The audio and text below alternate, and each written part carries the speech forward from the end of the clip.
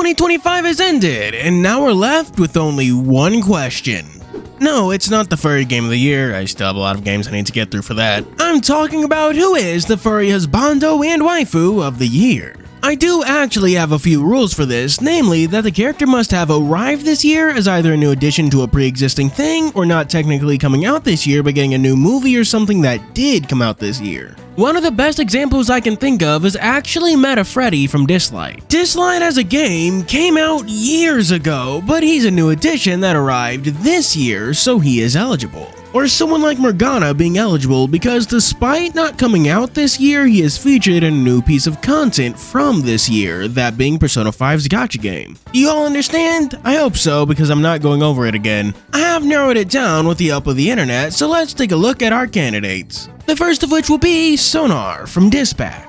I'm going to tell you right now that I have not played Dispatch. I will not play Dispatch. I like my visual novels to look like books, not movies. And to be honest, I'm not even that big of a fan of Moist Critical. That is the guy who voices him, right? The whoa meme guy, right? Anyways, under the list of pros, we have voiced by Moist Critical, and that he is a criminal who committed investment fraud. God, I love a man who cheated rich bozos out of their money with a scam. For cons, we have debatably furry because, like, genuinely, should he even be on this list? He's a normal guy, but with a bat head. His mecha-bat form is more furry than the one you usually see plastered everywhere. Hell, most of the art I see from him is actually off-model because I'm pretty sure he's just a normal guy from the neck down. Like, correct me if I'm wrong, because again, I haven't actually played this game, but he really does seem like he just has a furry head and nothing else. So like, does this even count as a furry? How furry does something have to even be a furry? Genuinely, I'm not being rhetorical here, answer in the comments. On the other hand, getting over to the waifu side of things, we have Kitty Cat from The Bad Guys 2.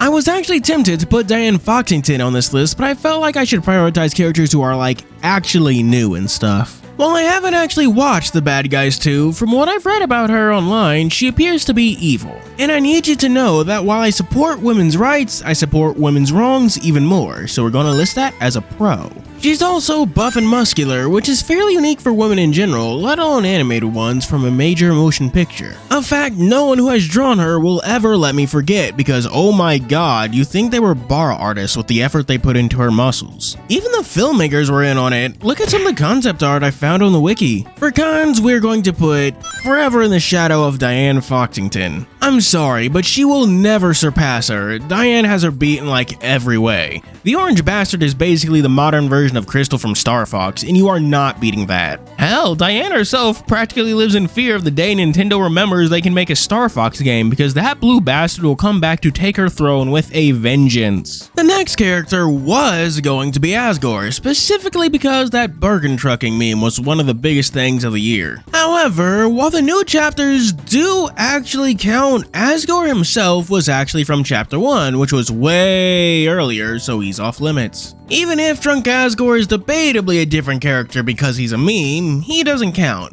But you know what meme does count? Good old college Azriel. He's not even in the game, assuming he will ever be in the game. I do want to point out that by nature I have to use fan art for this, and that I will be including links to all the makers in the description, be sure to check them out, they're really cool. He is one of my favorite examples of a character, one that's just completely made up by the internet. Like Heisenbones or Graggle Simpson, or Jack Savage, that spy rap of the Zootopia fandom made into an entire character despite only concept art existing of him. Chad Azriel is exactly that, just a vague idea for a character to encompass a dozen different ideas. Sometimes he's a part of a serious art, which asks what happens when two people drift apart after some time apart. Other times, it can just be art that I am looking respectfully at. I love it when a community of complete strangers from all walks of life just decide that they think this guy is real neat. For pros, we're gonna list community driven and limitless potential, and for cons, we're gonna have to list the fact that, well, he's not actually real. His personality changes based on the source, so there's not a lot to pin down. He can be a chubby nerd, a chud fail son, a meat college student, pretty much whatever, so he's everything, but also nothing. The next candidate for our waifu award will be from another video game, and in a similar vein to Sonar, there's a lot of discussion on whether or not she's actually furry. Get over here, Hornet! I'm too lazy to actually create the damn effect, but just imagine me pulling her on stage with a comically large shepherd's crock. Or maybe I did bother to create the dumbass graphic. Who knows? Hornet is honestly one of my favorite characters of all time, and that's almost entirely due to Silksong. It's a great game, and for the first time we have a Souls-like with an actual character as the protagonist, so we're going to list that as a pro. Let's add her funny little words to the pro side as well. I love how the game has a dedicated taunt button that does nothing but increase aggro range and waste your silk. And that it changes to Poshanka if you have Chakra's circlets equipped. Oh wow, that was hard to say. Chakra's circlets. Ugh. The only real con for Hornet is a pretty big one, and it's one that she shares with Sonar. Damn, that was also hard to say. Shares with Sonar. Is she like actually a furry? Cause furry is honestly a loose as hell term. I've seen birds and lizards lumped into the furry category despite not having fur, and even insects and bugs and stuff thrown into the same category. And don't even say Hornet doesn't count because of her design, because there's a lot of variation within the furry design space too. We've got anime style, Disney style, realistic, etc. So Hornet just fits right in, even if people don't think of it. Is Hornet a furry? Another genuine question for the comment section. Moving back over to Husbandos, do you remember how I have not watched The Bad Guys or The Bad Guys 2? Well, do you know what I have watched? Zootopia and its sequel, because the next candidate we have is Pawbert Lynxley. Pawbert is a character who is pretty much built in a lab for the furry fandom. He's dubiously fat or muscular thanks to his sweater being so thick, has daddy issues among other psychological issues, ambiguously straight and ambiguously gay due to his relationships with Judy and Gary. He is a feline, and we all know that furries only respect felines and canines, is rich and wealthy, and has some animal-like habits, and is even backed up by Disney character design and animation quality. He might as well have been made in a lab to appeal to the average furry. Like, my god, if he was a wolf, no one would let him get away with it, but because he's a lynx, he slips under the radar. Can't say that I hate it or that it isn't working. For pros, we're listing Shameless Furry Bait, and for cons, we are also listing Shameless Furry Bait. Moving back over to waifus, the next one is Cara Holiday, who we probably should have done after Chud Azriel, but hey, you don't come to me for well-planned videos. Dropping this year in the most recent chapter of Deltarune, Mrs. Holiday firmly established herself as one of the leading candidates for main antagonist. But that's clearly not true because the Roaring Knight is actually just Burger Pants. People often call her a Karen, a stock standard suburban white mom, but I do feel like there's more to her character than just that. Like, her husband's in the hospital, her eldest daughter's likely dead, her youngest daughter's hanging out with the school delinquent, and the guy that probably drunkenly ran over your daughter is eating snacks in your house. So I feel like we can forgive her for being a little mean. For pros, we're going to list GILF and Family Woman. For cons, we're going to note maybe, probably evil. I want to note that it's not her being evil that I have a problem with, it's the ambiguity. If you're going to pick a bit, at least stick to it. Going back to the Husbandos, we have the penultimate one. What's his name? He doesn't have one, so we're just going to call him that one wolf from the Christmas ad that proves furries have standards so low that they will simp for anything that can bark.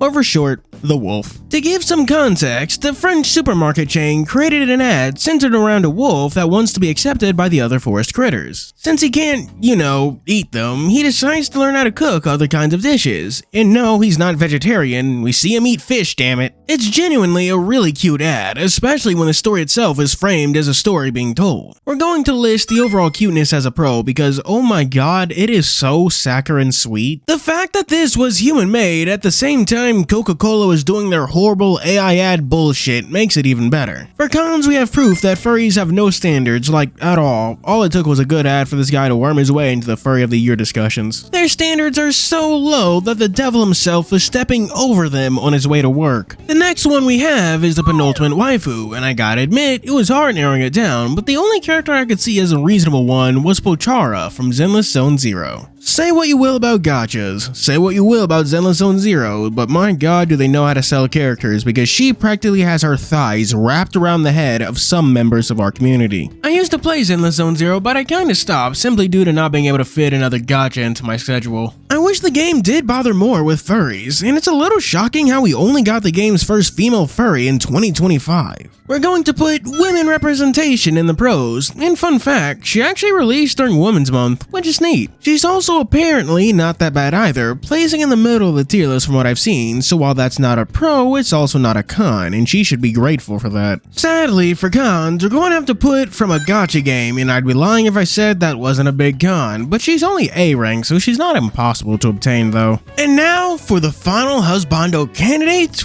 we have Donkey Kong and his Conky Dong. It's great that Nintendo finally remembered he exists and actually did really well with him. Donkey Kong Bonanza is one of the best games on the Switch 2 right now, and that's not just because it's one of the only games on the Switch 2 right now. For pros, we're gonna put helps justify spending like $500 on a Switch 2. I also want to put Monkey down for pro. Why do you ask?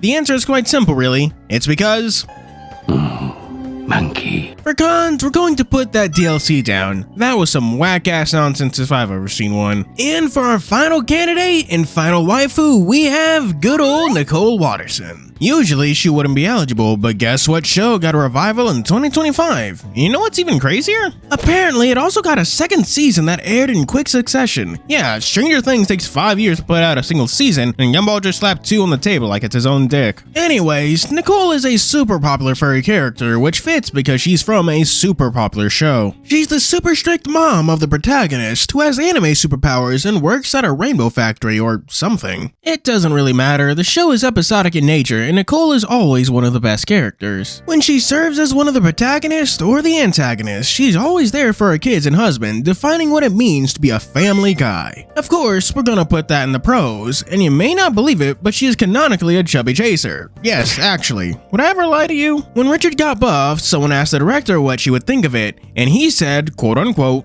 not squishy enough. And you know we're gonna list that as a pro. Her con is that she is unfortunately Nicole Watterson, and if you've watched Gumball, you know what that means. If not, just imagine if everything that could go wrong did go wrong, but only specifically for one family to a comical degree. And with that, we have all of our candidates. Who do you think it will be? Will it be Sonar, finally giving non-canine some representation? Is my Silksong bias so strong that I'm going to name Hornet Furry of the Year? Only one way to find out.